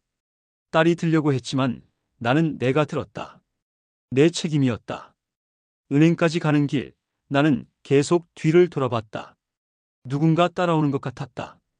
딸이 내 팔을 잡았다. 아빠, 괜찮아요? 제가 있어요. 은행에 도착해서 대여 금고를 신청했다. 직원이 확인 절차를 밟았다. 신분증, 서류, 서명. 모든 절차를 마치고 금고를 안에 넣었다. 그제야 한숨이 나왔다. 이제 안전해요. 아빠. 집으로 돌아오는 길 딸이 말했다. 아빠, 며칠 저희 집에서 지내세요. 혼자 있으면 위험해요. 나는 고개를 저었다. 괜찮아. 나는 여기가 좋아. 아빠, 정말 괜찮아. 이제 금고도 옮겼고 경찰도 알고 있고. 걱정 마. 딸은 억지로 웃었다. 하지만 걱정이 가득한 얼굴이었다. 그래도 매일 전화할게요. 꼭 받으세요. 알았어. 딸이 간 후 집은 다시 조용해졌다. 너무 조용했다. 나는 거실 소파에 앉아 멍하니 있었다. 모든 게 끝난 것 같았다. 하지만 마음 한구석이 불안했다. 일요일 저녁 전화가 왔다. 형사였다. 박만호 선생님, 저희가 조사를 진행하고 있는데요. 혹시 최근에 금고 관련해서 누구한테 얘기하신 적 있으세요? 없는데요. 왜요? 이상한 점이 발견되어서요. 선생님, 금고 정보가 어둠의 경로로 유통되고 있어요. 뭐라고요? 범죄 조직들 사이에서 선생님 정보가 공유되고 있어요. 금고 존재, 금액, 위치까지요. 나는 숨이 막혔다. 어떻게 그럴 수가? 조심하셔야 해요. 그들이 직접 찾아올 수도 있어요. 문 잘 잠그시고 모르는 사람 절대 들이지 마세요. 알겠습니다. 전화를 끊고 나는 모든 창문을 확인했다. 잠겼다. 문도 확인했다. 이중으로 잠갔다. 하지만 안심되지 않았다. 밤 10시쯤 초인종이 울렸다. 나는 깜짝 놀라 일어났다. 이 시간에 누구세요? 택배요? 택배? 주문한 게 없는데. 나는 문을 열지 않았다. 무슨 택배인데요? 모르겠는데요. 여기 박만호 선생님 맞으시죠? 맞는데 주문 안 했어요. 그럼 제가 착오한 건가? 죄송합니다. 발소리가 멀어졌다. 나는 한참을 문 앞에 서 있었다. 정말 택배 기사였을까? 아니면 새벽 2시 또 소리가 났다. 이번에는 창문 쪽에서 긁는 소리 같았다. 나는 벌떡 일어났다. 심장이 터질 것 같았다. 거실 불을 켰다. 아무도 없었다. 기분 탓인가? 나는 부엌으로 가서 물을 마셨다. 손이 떨렸다. 물잔을 놓는데 또 소리가 났다. 이번에는 분명했다. 누군가 밖에 있었다. 나는 핸드폰을 집어들었다. 112를 눌렀다.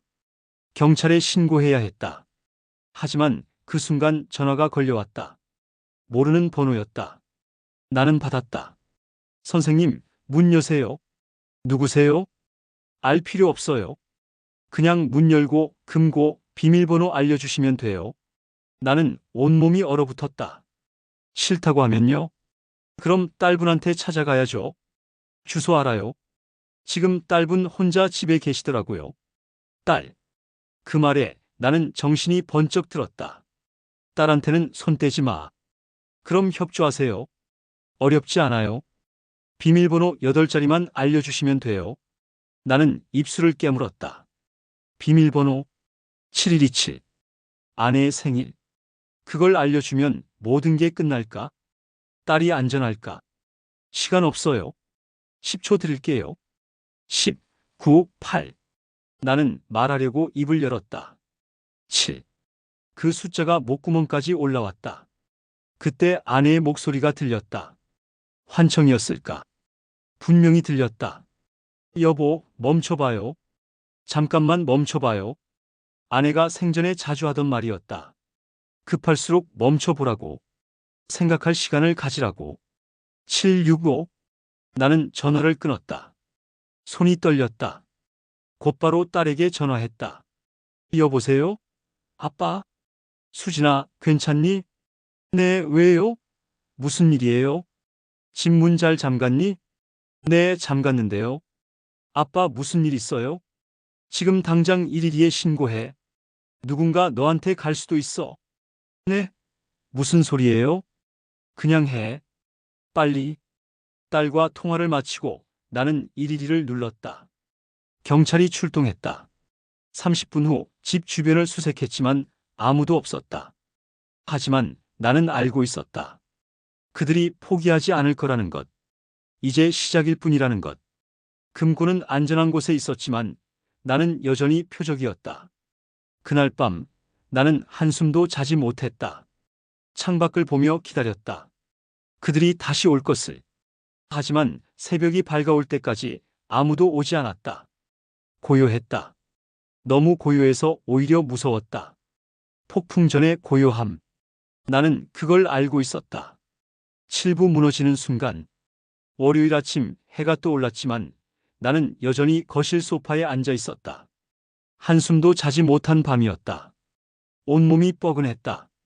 눈을 감으면 어젯밤 전화 목소리가 들렸다. 딸분한테 찾아가야죠. 그 말이 귓가에 맴돌았다. 딸에게 전화를 걸었다. 3번 신호음이 울렸다. 여보세요, 아빠? 수진아, 잘 잤니? 네, 아빠는요? 어젯밤에 무슨 일이었어요? 아무 일도 없었어. 경찰이 왔는데 아무도 없었대. 아빠, 무서우시면 저희 집으로 오세요. 제발요. 괜찮아. 걱정 마. 하지만 괜찮지 않았다. 집 안 어디를 봐도 불안했다. 창문마다 누군가 들여다보는 것 같았다. 문소리만 나도 가슴이 철렁했다. 아침 10시쯤 전화가 왔다. 발신자 표시는 서울중앙지검이었다. 나는 손이 떨렸다. 받아야 할까? 아니면 무시해야 할까?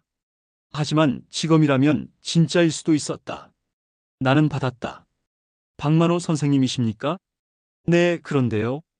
서울중앙지검 금융범죄조사부 검사 김태현입니다.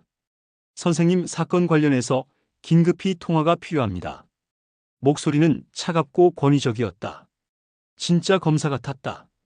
무슨 사건이요? 선생님이 보관 중인 금고 말입니다. 그 돈이 범죄 수익금으로 의심되고 있습니다. 범죄 수익금이요? 그건 교육청에서 맡긴 돈인데요. 그게 문제입니다. 교육청 기록에는 그런 거래 내역이 없어요.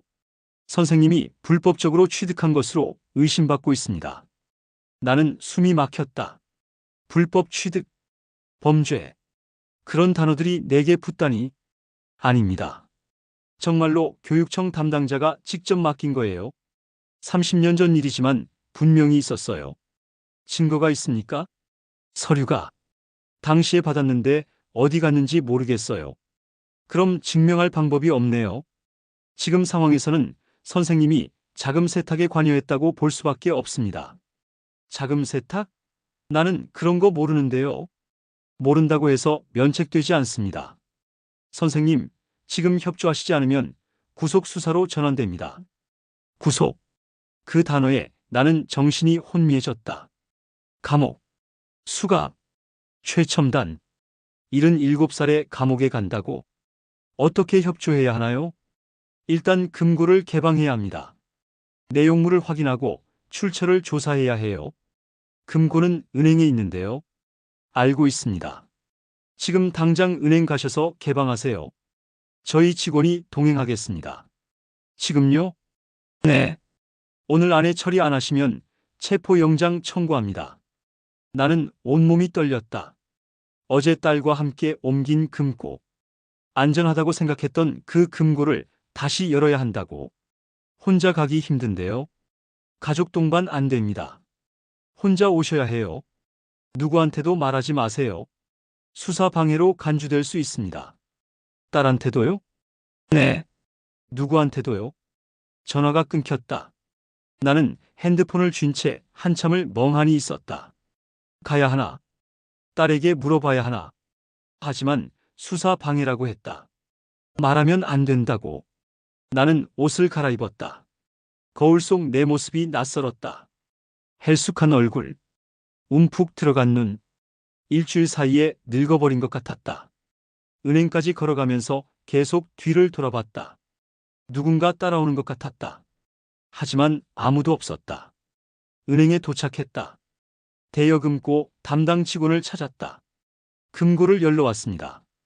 신분증 확인 부탁드립니다. 신분증을 내밀었다. 직원이 확인하고 고개를 끄덕였다. 이쪽으로 오세요. 금고실로 들어갔다. 차갑고 조용한 공간이었다. 내 금고 번호는 237이었다. 열쇠를 받아 금고 앞에 섰다. 비밀번호를 입력하려는데 핸드폰이 울렸다. 그 검사였다. 선생님, 지금 은행이시죠? 네. 좋습니다. 금고 열기 전에 확인할 게 있어요.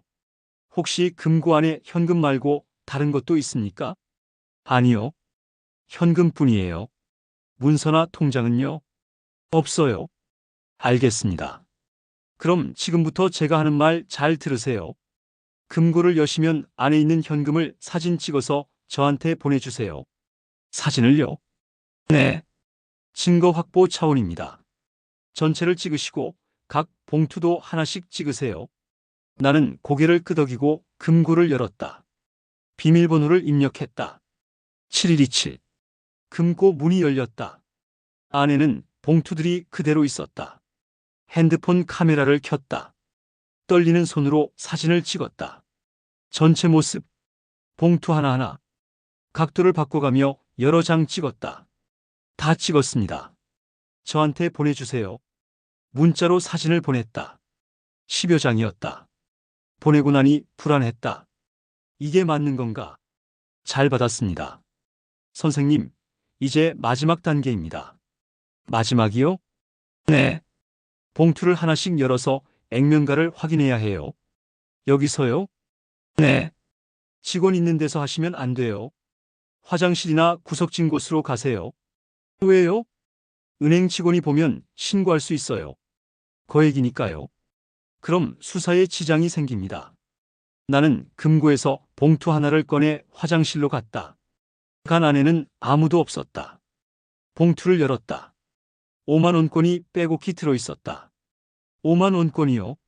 한 100장쯤 되는 것 같아요. 500만 원이네요. 다른 봉투도 확인하세요. 나는 다시 금고실로 갔다. 직원이 이상하게 쳐다봤다. 괜찮으세요? 네, 괜찮아요. 다른 봉투들도 하나씩 가져와 화장실에서 확인했다. 모두 5만 원권이었다. 총 40개 봉투. 2억 원. 다 확인했습니다. 좋습니다. 이제 진짜 마지막입니다. 선생님, 이 돈을 안전하게 보관하려면 금융당국에 일시 이관해야 해요. 이관이요? 네. 수사 기간 동안만요. 끝나면 돌려드립니다. 어떻게 이관하는데요? 간단해요. 은행 앱으로 이체하시면 돼요. 금융당국 계좌로요. 나는 손이 떨렸다. 이체. 2억 원을 지금 하라는 거예요? 네. 지금 안 하시면 압류당해요. 그럼 몇 년씩 걸려요? 나는 앱을 켰다. 손가락이 제대로 움직이지 않았다. 계좌번호 알려드릴게요. 메모하세요. 긴 숫자를 받아 적었다. 16자리였다. 이제 이체하시면 됩니다. 금액은 1억 9천만 원으로 하세요. 수수료 빼고요. 1억 9천만 원. 평생 모아도 만들 수 없는 돈. 30년 동안 지켜온 돈. 남의 돈이지만 내 책임이었던 돈. 손가락을 들었다. 숫자를 입력하려는데 손이 떨렸다. 1, 9, 7, 7. 선생님, 빨리 하세요. 시간 없어요. 나는 계속 입력했다. 7, 7, 7, 7. 그때 누군가 화장실 문을 두드렸다. 손님, 괜찮으세요? 오래 계셔서요. 은행 직원이었다. 나는 깜짝 놀라 핸드폰을 떨어뜨렸다. 바닥에 떨어진 핸드폰. 화면에는 이체 확인 버튼이 떠 있었다. 손님? 나는 문을 열었다. 직원이 걱정스러운 얼굴로 나를 봤다. 안색이 안 좋으신데 괜찮으세요? 나는 고개를 끄덕였다. 하지만 괜찮지 않았다. 정신이 혼미했다. 다리에 힘이 없었다. 앉으실래요? 직원이 나를 부축해 의자로 안내했다. 나는 주저앉았다. 물 드릴까요? 네. 물을 마시며 정신을 차렸다. 핸드폰을 봤다. 아까 그 전화는 끊겨 있었다. 다시 전화가 왔다. 왜 끊겼어요? 빨리 이체하세요. 목소리가 달랐다. 아까처럼 차갑지 않았다. 초조했다. 다급했다. 그 순간 깨달았다. 이건 아니다. 검사가 맞다면 은행에 와서 확인하면 되지. 왜 내가 직접 이체해야 하나? 왜 화장실에서 몰래 해야 하나? 안 하겠습니다. 뭐라고요? 안 해요. 이거 사기죠. 선생님, 지금 장난하시는 거예요? 수사 방해하면 큰일 나요. 사기죠. 당신들은 검사가 아니에요. 전화 너머로 욕설이 들렸다. 그리고 끊겼다. 나는 직원에게 말했다. 경찰 불러주세요. 네? 무슨 일이세요? 사기를 당할 뻔했어요. 경찰이 왔다. 사이버 수사대였다. 내 핸드폰을 확인했다. 어르신, 정말 위험한 상황이었어요. 한 번 더 늦었으면 2억이 다 날아갔을 거예요. 나는 고개를 끄덕였다. 알고 있었다. 어떻게 참으셨어요? 대부분 사람들은 여기서 이체해버리거든요. 나는 대답 대신 핸드폰을 꺼냈다. 아내 사진이 배경화면이었다. 아내가 말했어요. 무섭고 이상하면 잠깐 멈춰보라고. 형사가 고개를 끄덕였다. 현명하셨어요. 부인분이 지켜주신 거네요. 딸에게 전화했다. 울면서 전화를 받았다. 아빠, 어디 계세요? 왜 연락 안 하셨어요? 걱정했어요. 미안하다. 아빠가 또 실수할 뻔했어. 상황을 설명했다. 딸은 울었다. 아빠, 제발 이제 그만 혼자 하려고 하지 마세요. 저한테 물어보세요. 알았어. 미안하다.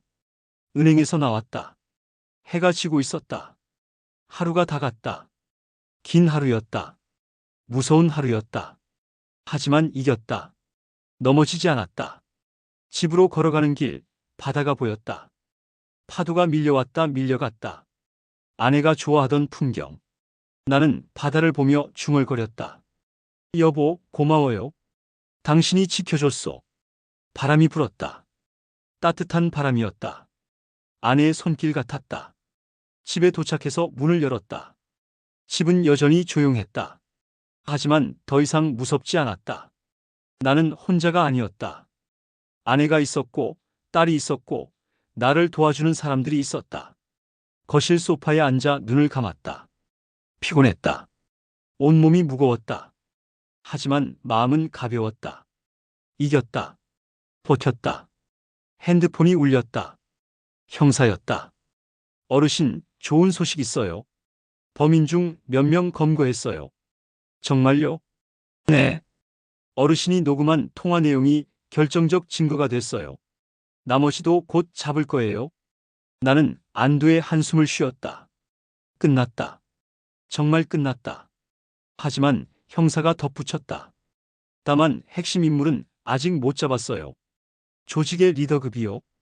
조심하세요. 알겠습니다. 전화를 끊고 나는 창밖을 봤다. 밤이 깊어가고 있었다. 별이 보였다. 아내가 좋아하던 별자리, 오리온 자리였다. 여보, 나 잘했소? 대답은 없었다. 하지만 별빛이 반짝였다. 그것만으로 충분했다. 나는 이겼다. 아직 끝나지 않았지만 오늘은 이겼다. 그것으로 충분했다. 팔부구원의 목소리. 그날 밤 나는 깊이 잠들었다. 일주일 만에 처음으로 편안한 잠이었다. 꿈을 꿨다. 아내가 나왔다. 젊었을 때 모습이었다. 결혼식 날 입었던 하얀 드레스를 입고 웃고 있었다. 여보, 잘했어요. 정말 잘했어요. 아내가 내 손을 잡았다. 따뜻했다. 진짜 같았다. 당신 덕분이요. 당신이 가르쳐줬소. 아내는 고개를 저었다. 아니에요. 당신이 한 거예요. 당신이 멈춘 거예요. 나는 아내를 꼭 안았다.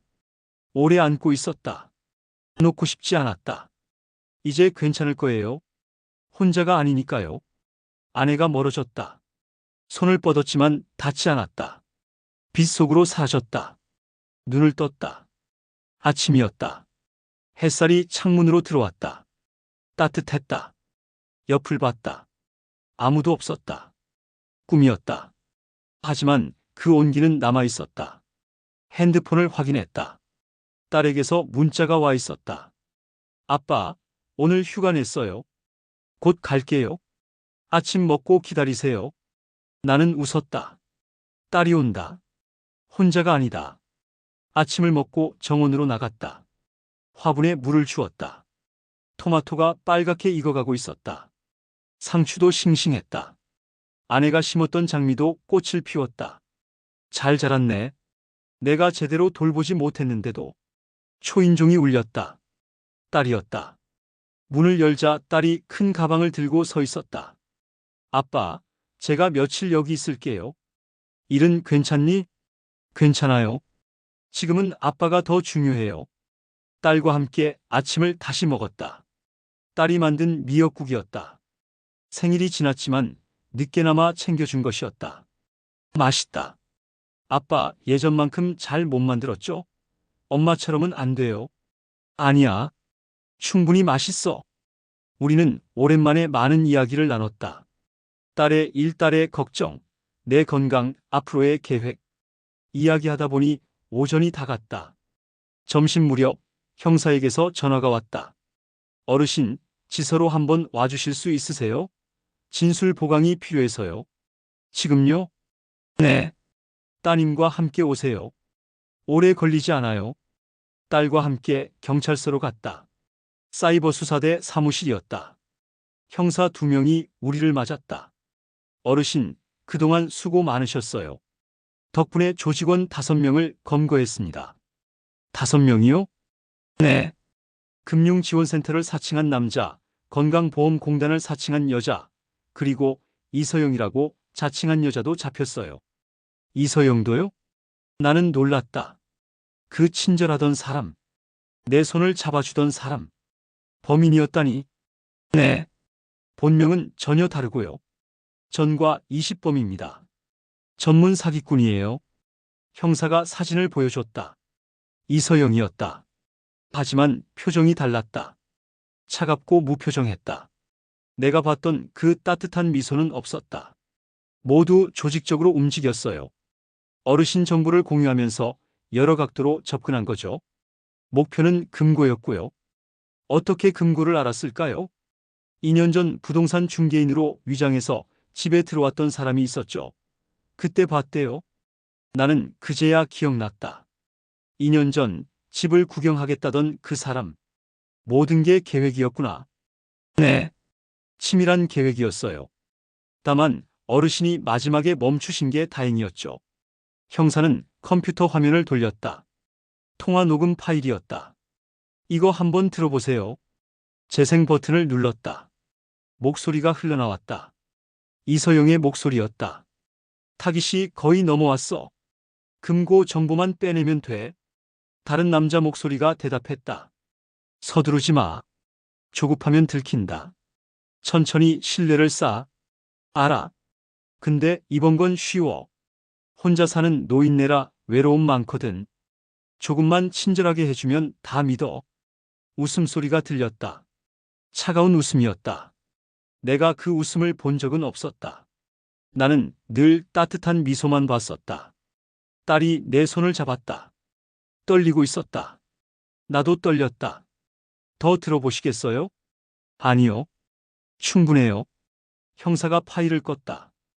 이 녹음으로 기소하기에 충분해요. 다만 문제는 조직의 리더예요.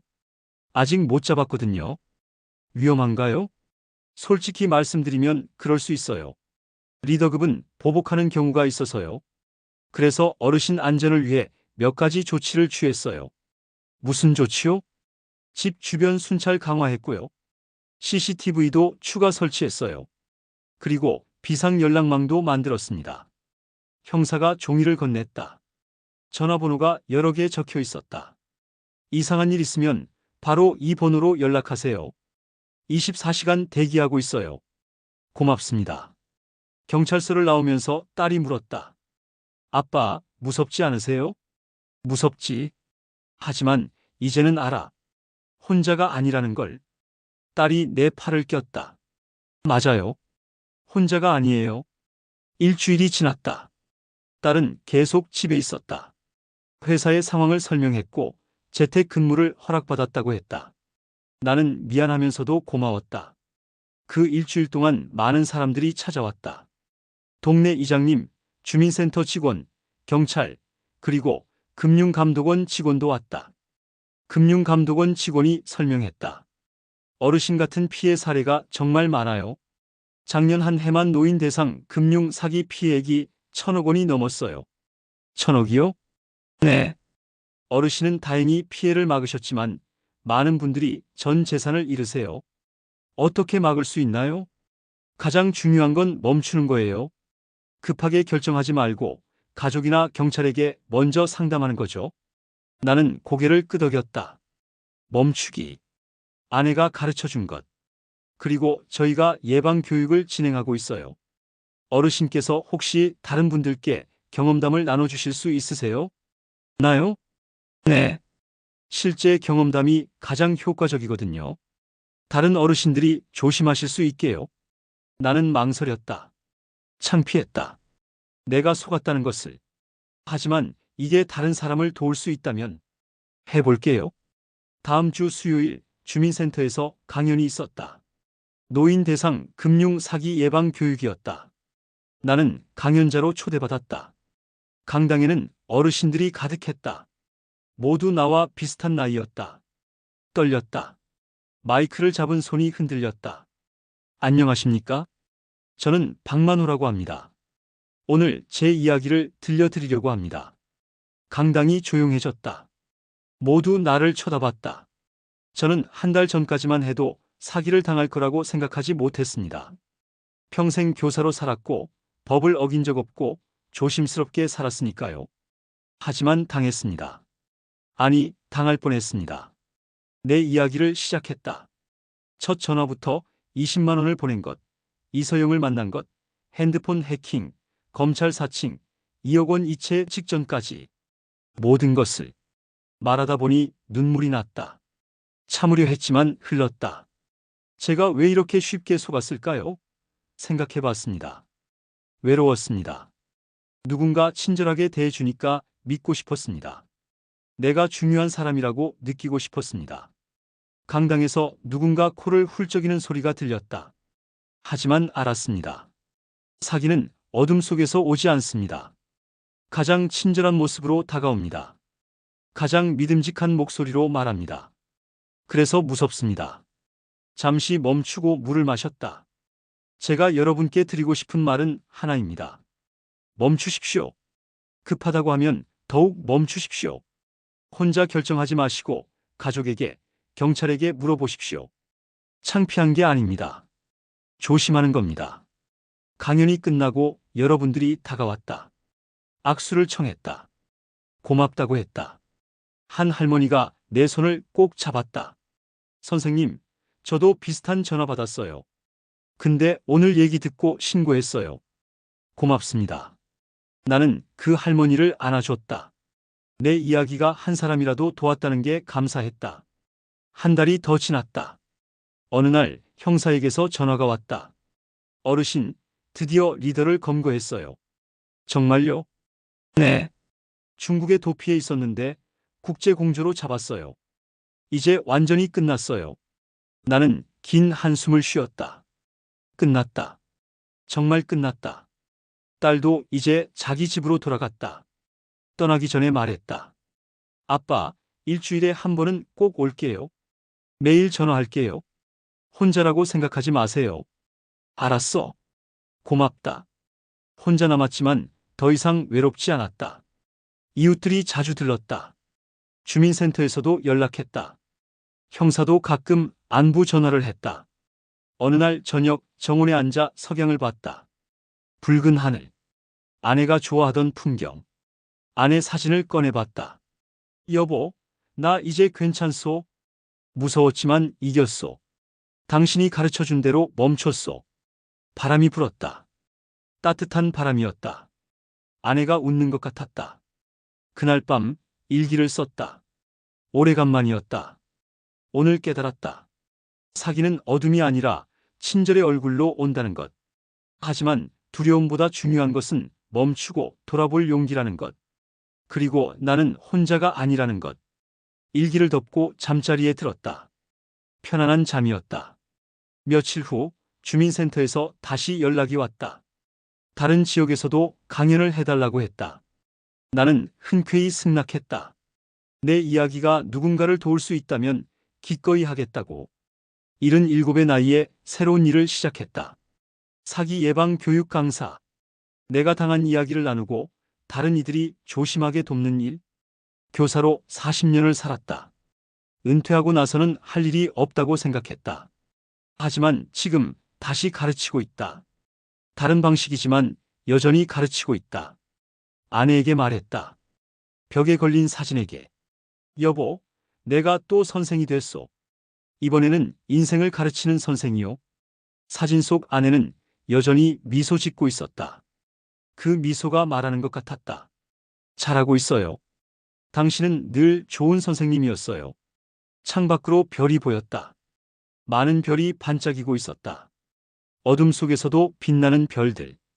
나도 그렇게 되고 싶었다. 어둠을 경험했지만 여전히 빛나는 사람. 마지막으로 이 이야기를 듣는 모든 분들께 말하고 싶다. 사기는 누구에게나 올 수 있습니다. 당신이 똑똑하든 조심스럽든 경험이 많든 상관없이 그들은 당신의 약점을 찾아냅니다. 외로움, 두려움, 욕심, 사랑. 하지만 기억하십시오.